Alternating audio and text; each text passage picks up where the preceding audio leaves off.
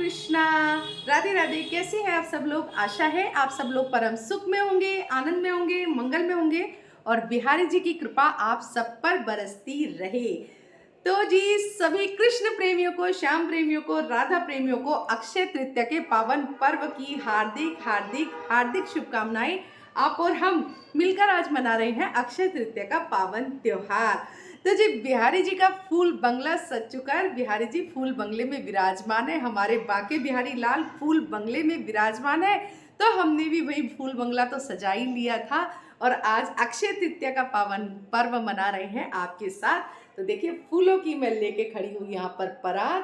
तो सभी भक्तों के ऊपर भी फूल वर्षा तो जरूर होनी चाहिए।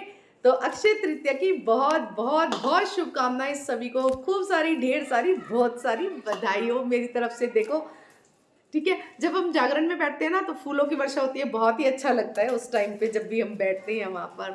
पहले बिहारी जी के ऊपर होता है, फिर हमारे ऊपर होता है। तो फूलों की मतलब जैसे फूलों की होली होती है ना, इसी तरह से अक्षय तृतीया भी फूलों का ही त्योहार होता है और बिहारी जी के भक्तों के लिए तो बहुत बड़ा दिन होता है ये।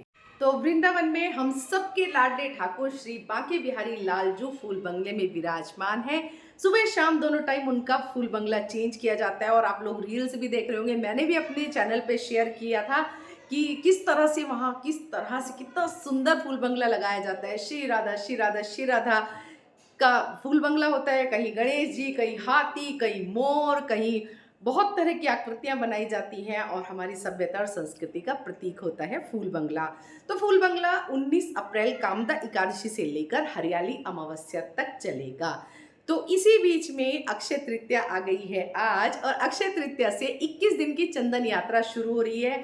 तो चंदन यात्रा क्या होती है, यानी कि आज से लेके 21 दिन तक हमें अपने लाडले ठाकुर को चंदन का लेपन करना है।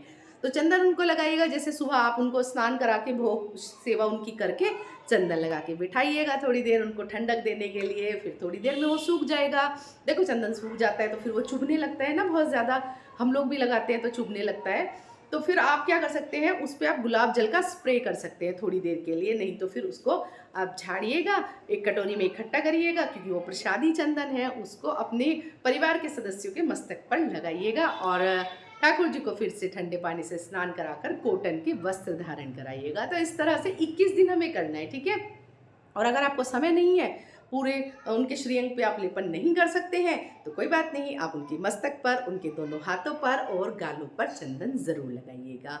तो ये आपको 21 दिन करना है और इसी बीच में हम नौका विहार भी कराएंगे, क्योंकि ठंडक प्रदान करनी है अपने बिहारी जी और श्री जी को।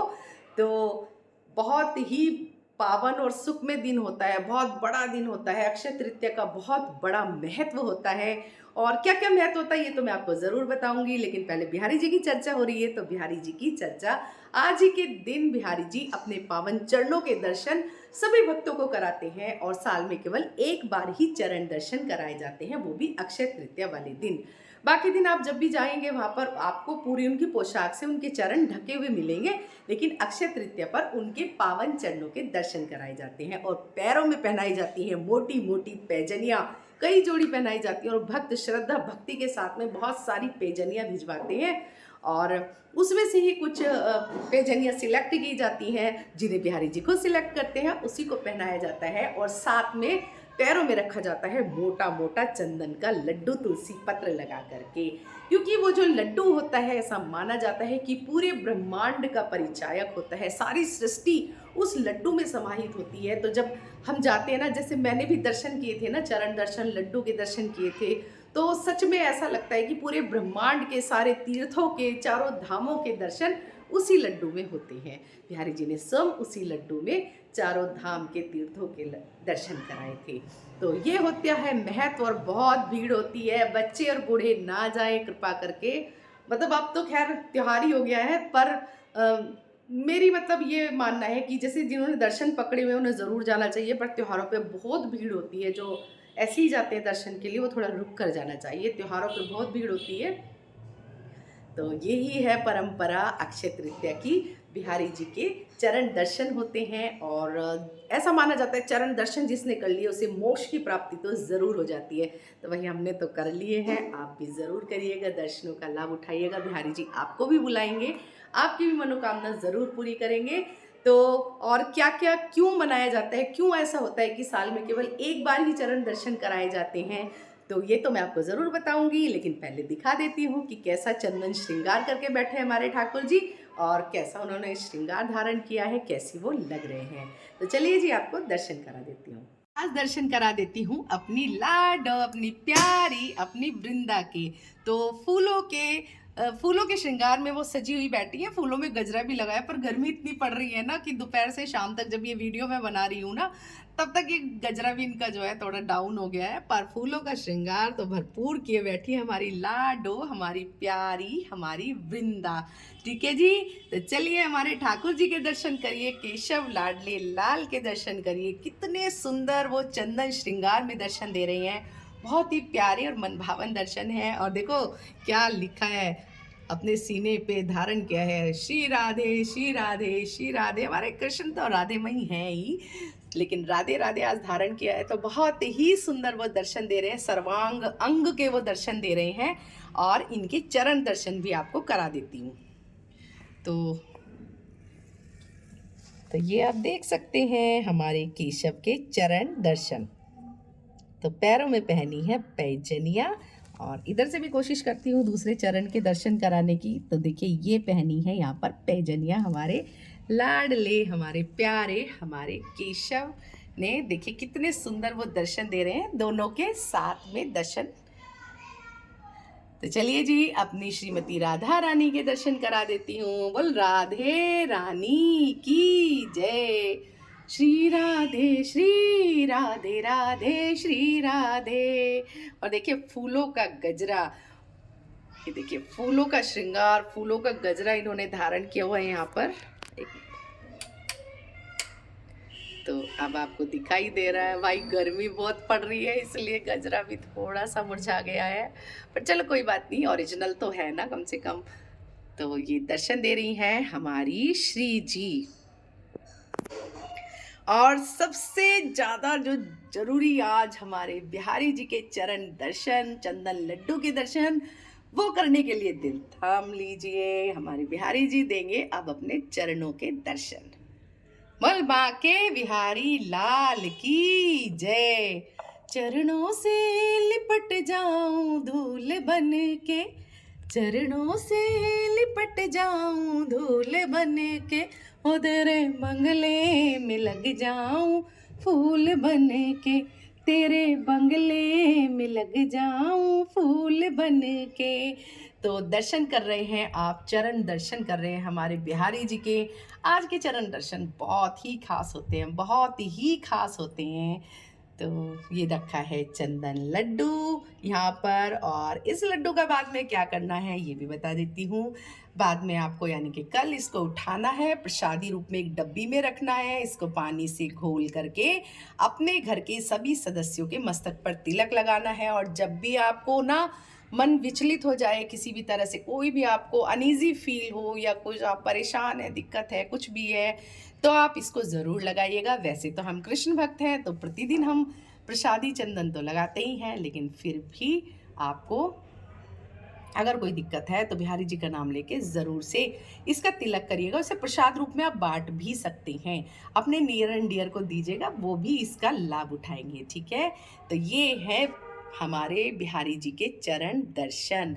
और ये आप दर्शन कर रहे हैं बिहारी जी के। देखिए चंदन इन्होंने धारण किया है अपने हाथ पर और अपने मस्तक पर।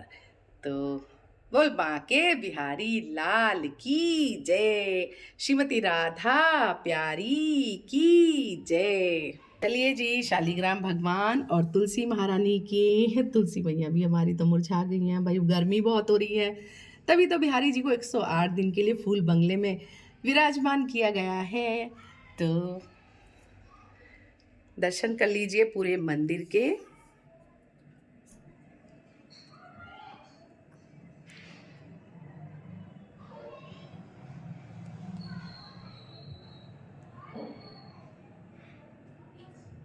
तो ये राम दरबार के दर्शन, और वीरवर बजरंगी के दर्शन, खाटू नरेश की जय। और हमारी जगत जननी माँ जगदम्बा के दर्शन, शिव परिवार के दर्शन और लक्ष्मी, गणेश और सरस्वती मैया के दर्शन आप कर रहे हैं।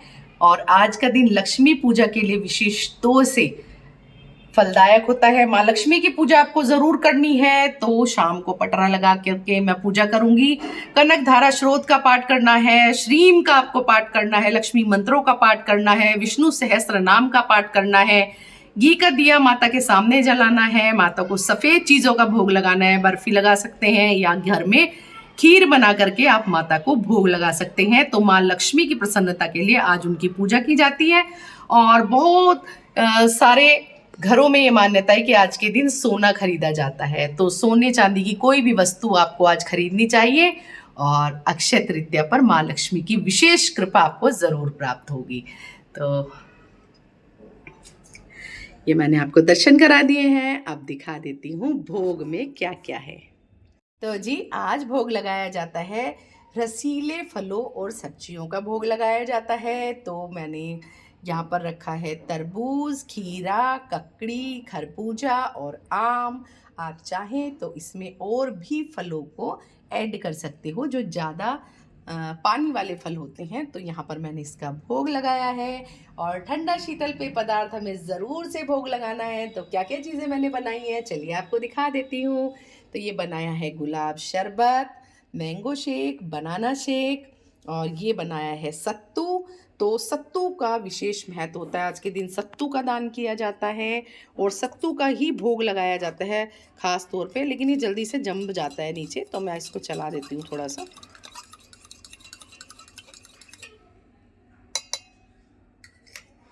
तो सत्तू का भोग यहाँ पर ज़रूर आपको बनाना है। आप कुछ बनाए ना बनाए पर सत्तू का भोग यहाँ पर ज़रूर लगाना है। ये है ठंडी ठंडी मीठी मीठी लस्सी और ये है ठंडाई। तो यहाँ पर मैंने ठंडाई बनाई है। ये है नींबू शिकंजी, ठंडा दूध, ठंडा जल। इसके अलावा आप बेल का जूस भी बना सकते हैं, पर मुझे आज बेल नहीं मिली तो मैं क्या करूँ, मतलब मेरे यहाँ पे आती नहीं है। और मैं ना जब मैंने वीडियो बनाई थी ना आपके साथ में, ये सारी चीज़ें जब बनाई थी उस दिन तो मैंने अपने यहीं दिखवाई थी आसपास ही, तो नहीं मिली थी। पर आज मैंने बाहर भी देखी तो मुझे नहीं मिली, तो इसलिए मैंने वो नहीं बनाई। आप चाहो तो बेल का जूस बना सकते हो या फिर आप आम पन्ना बना सकते हो, आप जलजीरा बना सकते हो, आप इसके साथ में सब चीज़ें बना सकते हो। अब यहाँ पर आते हैं 2-3 प्रश्न कि क्या सभी में ही तुलसी पत्र डालना ज़रूरी है। देखिए इस समय तुलसी बहुत हो रही है तो आप सब में डाल दीजिए, और अगर नहीं व्यवस्था है तो आप एक यहाँ पर प्लेट में बीच में रख दीजिए, आप एक में डाल दीजिए, ठीक है। और वो भी व्यवस्था नहीं हो पा रही है तो इस तरह से आपके पास तुलसी माला ज़रूर होगी, और नहीं है तो आपको ये ज़रूर अपने पास रखनी चाहिए, क्योंकि ठाकुर जी के भोग में ये नितांत आवश्यक होती है। इसलिए ये रख दिया हमने, तो इससे भी भोग स्वीकार हो जाता है हमारा। तो आप इस तरह कर सकते हैं, ठीक है। जैसे मैंने इन सभी फलों के ऊपर न डालकर बस एक तुलसी पत्र रखा है, इसी तरह रख सकते हो, ठीक है।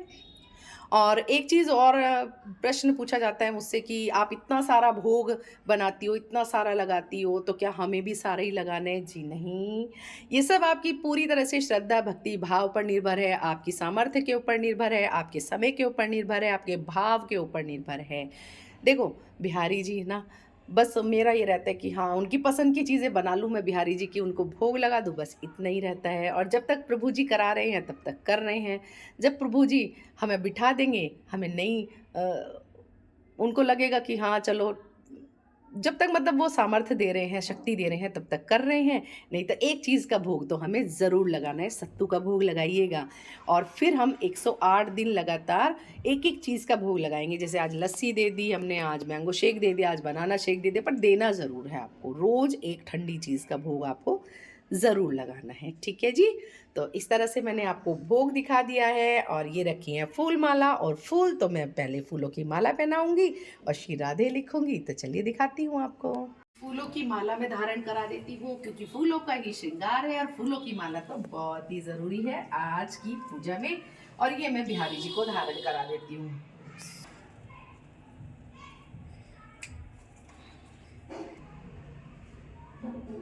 धारण करा दी है और बिहारी जी के हाथ पर लिख देते हैं राधे। राधे राधे जप्पो चले आएंगे बिहारी, राधे राधे जप्पो चले आएंगे बिहारी, आएंगे बिहारी चले आएंगे बिहारी, आएंगे बिहारी चले आएंगे बिहार।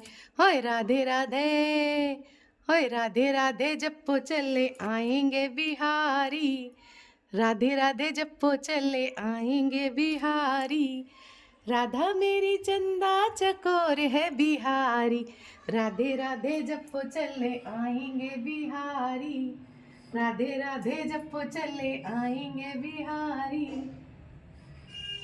तो देखो जी, हमारे बिहारी जी ने धारण कर लिया है राधे राधे, और बिहारी जी ना पूरे राधे मई हुए बैठे हैं। राधे राधे राधे राधे राधे राधे बोल शाम आएंगे, आएंगे शाम आएंगे, हो राधे राधे बोल शाम आएंगे, आएंगे शाम आएंगे।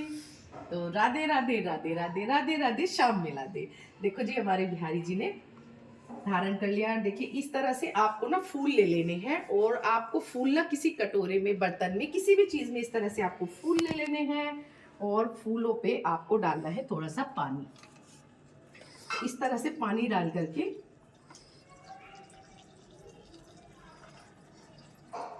देख, इस तरह से पानी डाल करके आपको फूल रखने हैं, ताकि इससे ना ठंडक प्रदान होती रही। बिहारी जी को ठंडक देनी है हमें, मतलब हमारा भाव ये होना चाहिए कि उनको बहुत गर्मी लग रही है, तो हमें ठंडक देनी है बिहारी जी को। तो इस तरह से देखो, मैंने तो यहाँ पर फूल पानी के अंदर फूल डाल दिए हैं, और इसको हमें रोज बदलना है। मतलब अगर आपसे नहीं हो पा रहा है, व्यवस्था नहीं बन पा रही है, तो एक फूल चाहे आपको अर्पित करना है, पर आपको जरूर करना है, ठीक है। इसी के साथ साथ पंखा, कूलर, एसी, जो भी व्यवस्था बन पाए वो आपको ज़रूर बिहारी जी के कमरे में लगाना है। क्यों, आजकल तो बहुत तरह की चीज़ें आ रही हैं ठाकुर जी के लिए, तो आप ज़रूर से देखिएगा। और अगर वो भी व्यवस्था नहीं हो पा रही है, तो फिर आप जहाँ खुद शयन करते हैं, तो ठाकुर जी को वहाँ कराना है, पर शुद्ध और सात्विक तरीके से। मतलब बच्चों के कमरे में, या बड़े बूढ़े के कमरे में, ठीक है।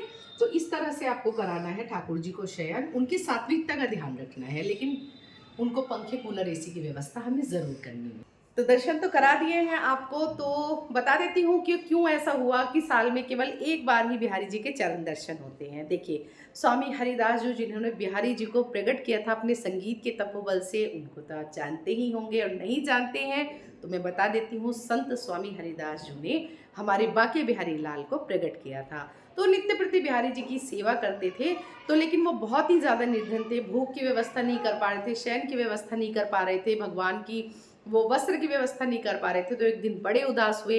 उन्होंने कहा, श्री हरि के सामने उन्होंने प्रार्थना की, हे प्रभु, मैं बहुत ही निर्धन हूँ, और कोई भी मैं व्यवस्था नहीं कर पा रहा हूँ, मैं कैसे करूँ, और संतों की नगरी है वृंदावन, तो हमारे संत भी भूखे रह जाते हैं, तो मैं क्या करूं। तब बिहारी जी ने कहा कि तुम चिंता मत करो, और रोज एक असरफी उनके चरणों में प्रकट हो जाती थी।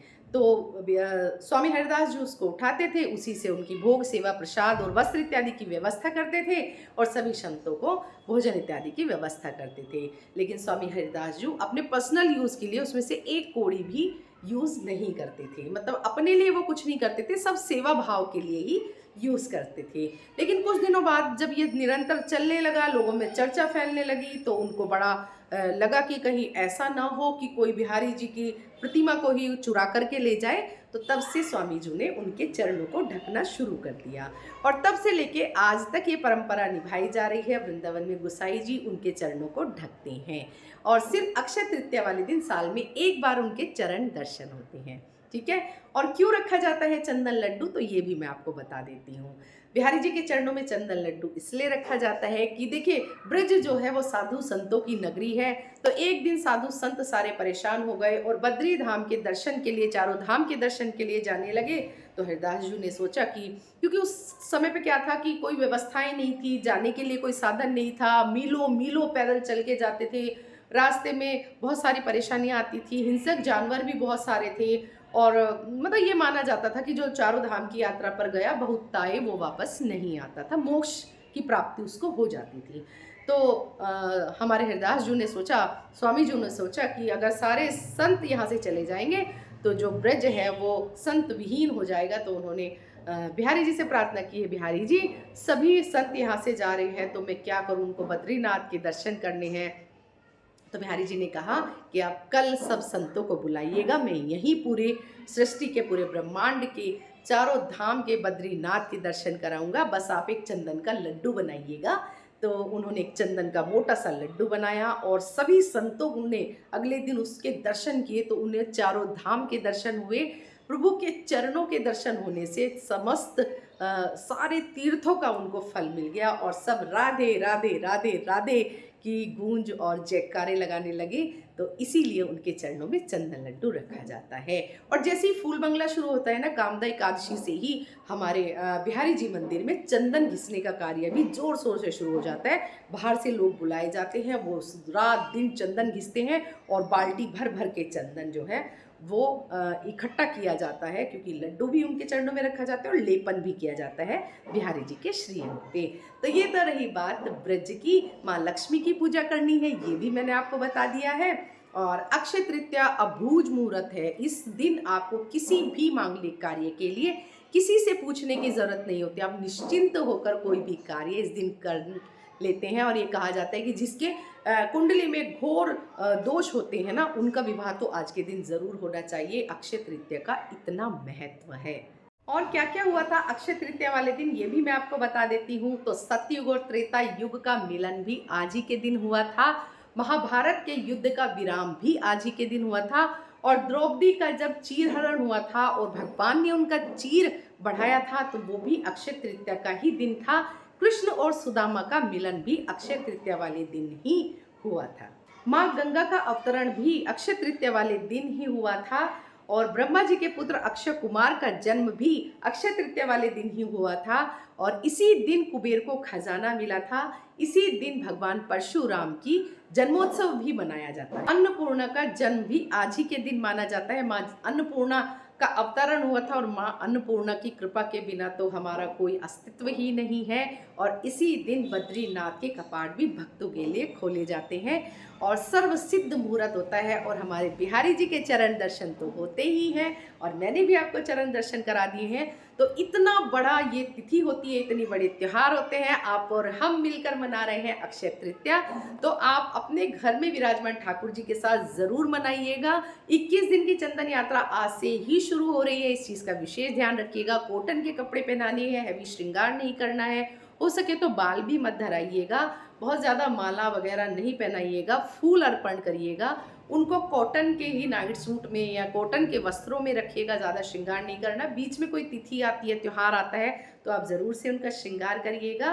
और इसी के साथ साथ चंदन हमें लगाना है बिहारी जी के अंग पर और श्री जी के सिर्फ हाथों पर हमें चंदन लगाना है। इस तरह से मनाना है अक्षय तृतीया का पावन पर्व। श्री जी के केवल हाथों पर ही चंदन लगाना है। तो 21 दिन आपको ये चीज़ें याद रखनी है। तो हम मना रहे हैं अक्षय तृतीया, तो आप शाम को करेंगे लक्ष्मी मैया की पूजा। अभी तो हमने कर लिया बिहारी जी और श्री जी के चरण दर्शन, आपको भी करा दिए हैं, ठीक है जी। तो चलिए एक बार और करा देती हूँ। बैठे हैं फूल भरे रस फूल सो, फूल के निकुंज में कुंज बिहारी, फूल के रंग भरे रंग में सब, अंगन फूल रही फुलवारी, फूल के भूषण फूल रहे तन, और फूल रही वृषभान दुलारी, फूल का भार संभाल सके नहीं, फूल होते अति ही सुकुमारी। यानी कि हमारी किशोरी जू, हमारी लाडली जू, हमारी ऊंची अटारी वाली तो फूलों से भी ज़्यादा कोमल है और फूलों का भार भी वो नहीं संभाल पा रही है। हमारी किशोरी जू फूलों का भार भी नहीं संभाल पा रही है। इतनी सुकुमारी लाल जू की प्यारी हमारी लाडली सरकार श्यामा जू बहुत ही सुंदर है, बहुत ही सुकुमारी है। तो ये भाव है, ये मैं हर बार गाती हूँ, हर बार गाती हूँ, मुझे बहुत ही ज़्यादा पसंद है ये। और मैंने सीख भी लिया है, पूरा याद कर लिया है, मैं इसे ज़रूर गाती हूँ। तो फूलों से ज़रूर महकाइएगा, श्रृंगार करिएगा। बेला गुलाब जूही चंपा कचनारी, फूलों में सज रहे मेरे बांके बिहारी, फूलों में सज रहे मेरे बांके बिहारी, फूलों में सज रहे मेरे बांके बिहारी। बेला गुलाब जूही चंपा कचनारी, फूलों में सज रहे मेरे बांके बिहारी, फूलों में सज रहे मेरे बांके बिहारी, फूलों में सज रहे मेरे बांके बिहारी। बोल बांके बिहारी लाल की जय, श्रीमती राधा रानी की जय। और आपके ऊपर भी फूल वर्षा कर देती हूँ, क्योंकि आज तो भाई फूलों का ही काम है, फूलों में ही रंगे बैठे हैं बिहारी जी, और बिहारी जी के भक्त भी फूलों में ही रंगे बैठे हैं। आज तो अक्षय तृतीया वाले दिन, तो जी इस तरह से मनाई मैंने अक्षय तृतीया का पावन त्योहार। अगर आपको पसंद आया है तो जरूर से लाइक कमेंट शेयर कीजिएगा। चैनल में नए हैं तो चैनल को सब्सक्राइब कीजिएगा, और सभी कृष्ण भक्तों में राधा प्रेमियों तक वीडियो जरूर से पहुंचाइएगा। मिलते हैं नई वीडियो के साथ, तब तक के लिए जय श्री राधे।